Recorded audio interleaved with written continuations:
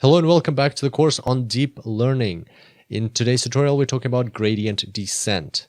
What we learned previously was that in order for a neural network to learn, what needs to happen is backpropagation. And that is when the error, the difference or the sum of squared differences between y hat and y is backpropagated through the neural network and the weights are adjusted accordingly. So we saw that, and today we're going to learn exactly how these weights are adjusted. So let's have a look. This is our very simple version of a neural network, a perceptron or a single layer feed forward neural network. And what we can see here is this whole process in action where we've got some input value, then we've got a weight, then a activation function is applied, we get y hat, and then we compare it to the actual value, we calculate the cost function. So how can we minimize the cost function? What can we do about it? Well, one approach to do it is a brute force approach, where we just take lots of different possible weights and look at them and see which one works best. And what we'd do is, for instance, we'd try out, for let's say, for example, 1,000 weights, and we'd try them out. We'd get something like this for the cost function, and this is a chart of on the y-axis you have cost function, on the vertical axis, on the horizontal axis you have y hat, and because you can see the formula is y hat minus y squared, this is what the cost function would look, something like that. And basically you'd find the best one is over here. So very simple, very intuitive approach. Why not do this brute force method? Why not just try out 1,000 different 1,000 different parameters or inputs for weights and see which one works the best? You'll find the best one that way. Well, if you have just one way to optimize, this might work, but as you increase the number of weights, increase the number of synapses in your network, you have to face the curse of dimensionality. And so what is the curse of dimensionality? The best way to describe this or explain it is to just look at a practical example. So remember this example we had when we were talking about how neural networks actually work, where we were building or running a neural network for property evaluation. So this is what it looked like when it was trained up already. Well, when it's not trained, before it's trained, before we know what are the weights, the actual neural network looks like this, right? Because we have all these different possible synapses, and we still have to train up the weights. And here we have a total of 25 weights. So 4 times 5 at the start, plus 5 more from the hidden layer to the output layer, 25 weights total. And let's see how we could possibly brute force 25 weights. It's a very simple neural network right here. Very simple, just one hidden layer. And how could we brute force our way through a neural network of this size? Well, let's do some simple mathematical calculations.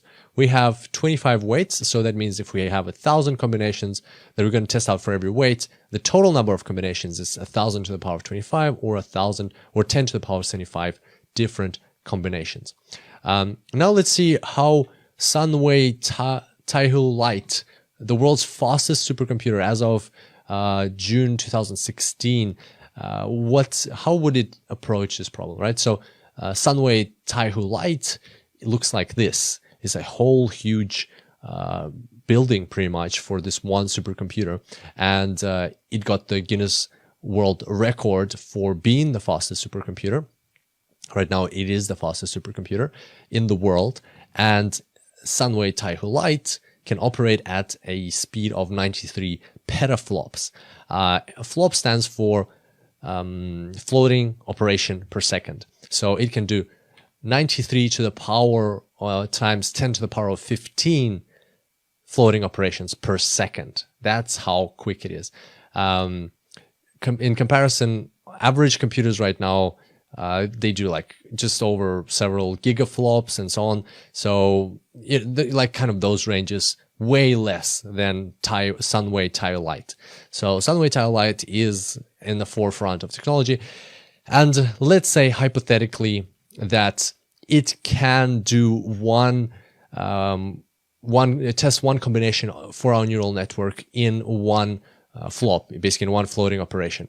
That is not possible. That is not practical because you need multiple floating operations to test out a single weight in your neural network. But even let's give it a head start. Let's say that it can do that in a ideal world. It can do that in one floating operation. It can do one test per one floating operation. That means it will still require 10 to the power of 75 divided by 93 times 10 to the power of 15 seconds to run all of those tests, to brute force through that network. So that means approximately 10 to the power of 58 seconds. And that is the same as 10 to the power of 50 years. That is a huge number. That is longer than the universe has existed. And that is definitely not going to, this number is so huge, it's just definitely not going to work for us at all in our optimization. So there we go. This is a no-no even on the world's fastest supercomputer, Sunway Taiyu Lite. So we have to come up with a different approach. How we're going to find the optimal weight.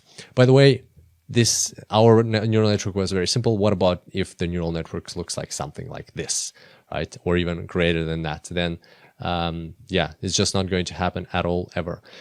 So the method we're going to be looking at is called gradient descent, and you may have heard of it already. If not, we will find out what it is right now. So there's our cost function, and now we're going to see how we can come up with a faster way to find the best option. So let's say we start somewhere. You got to start somewhere. So we start over there, and from that point in the top left, what we're going to do is we're going to look at the angle of our cost function at that point. So we're just going to basically, that's why it's called gradient, because you have to differentiate.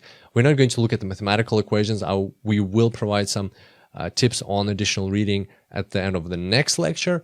But basically, you just need to differentiate, find out what the slope is in that specific point, and find out if the slope is positive or negative. If the slope is negative, like in this case, means that you're going downhill. So to the right is downhill, to the left is uphill. And from there, it means you need to go right. Basically, you need to go downhill. And that's what we're going to do. Vroom. Takes a step, right? The ball rolls down. Again, same thing. You calculate the slope. This time the slope is positive, meaning right is uphill, left is downhill, and you need to go left. And you roll the ball down. And again, you calculate the slope and you roll the ball right. There we go. So that's how you find, in simple terms, that's how you find the best weights, the best situation that minimizes your cost function. Of course, it's not going to be like a ball rolling. Is going to be a very zigzaggy type of approach, but it's easier to remember, or kind of it's more fun to look at it as a ball rolling, but in reality, yes, you just it is going to be like a step-by-step approach, so it's going to be a zigzaggy type of method. Yeah, and also there's lots of other elements to it. There's things like, for instance, why does it go down? Why does it not like go away over the line? So it could have jumped out of this, gone upwards instead of downwards, and things like that. So there are parameters that you can tweak, and again, we will mention where you can find out more on that, and plus we'll have this in the practical application. But in the simplest intuitive approach, this is what is happening. We are getting to the bottom by just understanding which way we need to go. Instead of brute forcing through thousands and thousands and millions and billions and quadrillions of combinations, we can just simply every time have a look at which way is it sloping. So right, like you imagine you're standing on a hill, which way does it feel that it's going downwards? And whichever way it is going downwards, you just keep walking that way. You take 50 steps that way, and then you assess again. Okay, which way is it going downwards? This way. Okay, now take 50 steps or less, take 40 steps that way. So it gets less and less and less as you get closer. So here's an example of gradient descent applied in a two-dimensional space. So that was a one-dimensional example. Here we have a two-dimensional space for the gradient descent. As you can see, it's getting closer to the minimum. And it's also called gradient descent because you're descending into the minimum of the cost function. And finally, here's the gradient descent applied in 3 dimensions. This is what it looks like if you project it onto 2 dimensions. You can see it's zigzagging its way into the minimum. So there you go. That was gradient descent. In the next tutorial, we'll talk about stochastic gradient descent. It'll be a continuation of this tutorial. And I look forward to seeing you there. Until next time, enjoy deep learning. Hello and welcome back to the course on deep learning. Today we're talking about stochastic gradient descent. Previously, we learned about gradient descent and we found out that it is a very efficient method to solve our optimization problem where we're trying to minimize the cost function. It basically takes us from 10 to the power of 57 years to solving a problem within minutes or hours or within a day or so. And it really helps speed things up because we can see which way is downhill and we can just go in that direction and take steps and get to the minimum faster.